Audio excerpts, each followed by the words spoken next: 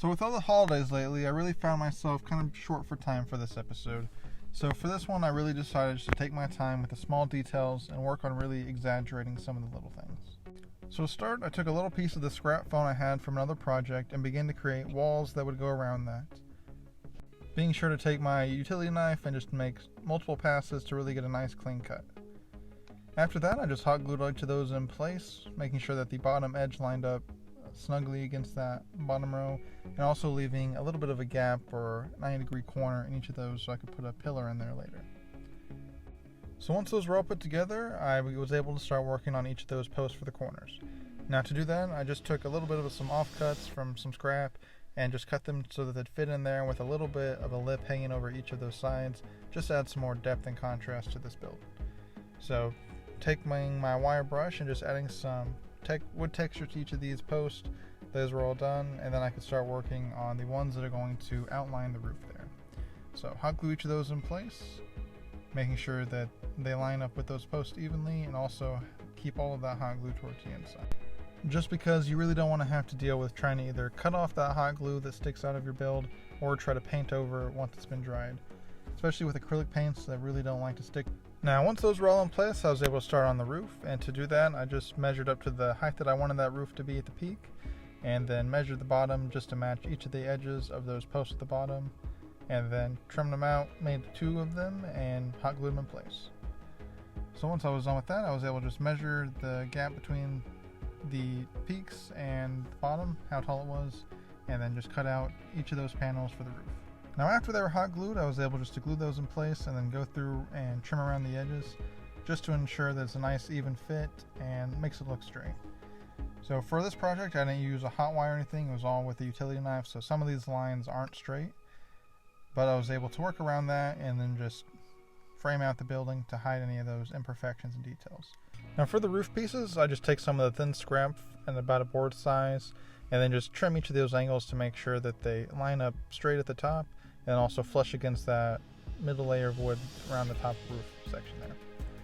Hot glue each of those in place, making sure they're lined up nicely and make a nice point. Then repeat that process on both sides, and then after that I was able to start working on the board that's just going to go along the eave there, covering up all of those cut marks and also just add some more texture to this build.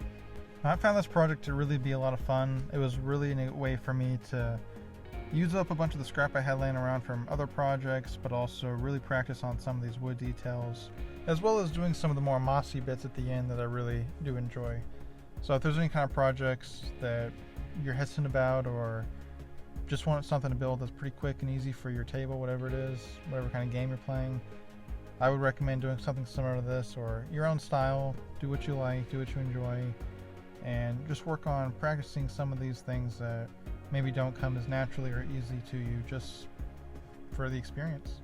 And by practicing those things that are more difficult, you'll find that your skill overall gets a lot better. So for the door, I just took another thin piece of scrap and kind of just took my pencil there, put in some score lines to show the different boards, and then I was able to just take that wire brush, add the texture, and then another thin piece trimmed out with rock texture as the iron fittings for this door. From there, it was just a matter of hot gluing it all together. You could certainly use other types of glue for these projects, but I really do find that the hot glue is the best for me, with it being just fast, able to just put a little bit on there, stick it together, and then pull off any kind of strings that it may create.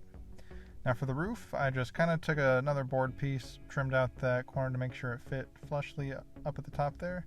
and then trimmed that to fit in place, and did that for both sides. So after that, I just framed out the bottom of this build with some more planks using the same methods and styles I've already showed you, but then it was time to Mod-Podge it. So by doing that with the black paint, it gives it a nice hard protective layer and also protects the foam from any of the spray paints I'll be using to prime it here in just a second. So to actually prime this, all I did was take my Testor's black spray paint, put a nice coat over that, and then I could start painting and all of the details on this. So for those base wall colors, I just kind of took a sandy yellow, did a few coats of that using the hairdryer in between to dry these layers faster, and then for that final coat, just a even lighter, trying to just really get it close to a sandy look for it. So once all that was done and even, trying to hide a lot of the brush marks, took my burnt umber brown paint and just went over all of the boards being sure to give it a nice coat on each of these faces, getting all the cracks there, as well as on all the edges and different faces of each of these boards. So at this point, I decided to do a little bit of an experiment with some yellow ochre and a small brush just to try to paint in that wood groove there. But after taking about 5 minutes just to do this a little bit, I decided that good old dry brushing was the better way to do that. So I just took that same color, went over the whole thing, making sure to grab those edges and corners, ends of the boards really to drive up that contrast. And then went through again with an even lighter color, and actually that same sandy color I used on just the walls there, and dry brushed over that. So for these iron fittings on the door, I just took some of my metallic paint, put a nice coat of that over that, and then just took a little bit of white and a little bit of edge highlighting in a few random spots just to make it look like it has a little bit of a shine to it. So once that was done, we were on to my favorite step, which was to put the PVA glue and flocking down on this project. So for this, I decided instead of messing with shingles or any of that, I was just going to do a bit of a grass roof. So originally I was going to take this color here and then add a bit of a yellow to it, but decided that I would do a bit of an experiment and do the darker on top. I still enjoyed it. I don't know if it's as good as it would have been if I had done it in the other order, but still just finishing off with that same top color just to add a lot of contrast. And last, I just took some of the PVA glue mixed with that moss and went through and kind of spread that randomly in different corners, kind of using it as a band-aid too. Any kind of spots that you might have had a big gap or an opening, you can just really fill that in. And then it was time for the final reveal. All in all, I am really happy with how this turned out, especially just taking a few basic steps and really exaggerating some of the details, especially with the wood grain, focusing on trying to get that color and texture right, as well as the moss and just really kind of making that look natural, organic. And then also using it as a way to kind of hide mistakes and divert the eye from areas that you might have either rushed through or had mistakes or didn't quite come out the way you liked it. All in all, I am very happy with this project, and if this is something that you're interested in seeing more of, let me know down in the comments, and we can definitely do an expansion on this video or do a larger structure.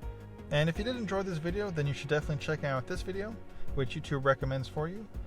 Anyways, that's all I have time for in today's episode, so until then, keep crafting, keep learning, and keep believing in yourself. Thank you.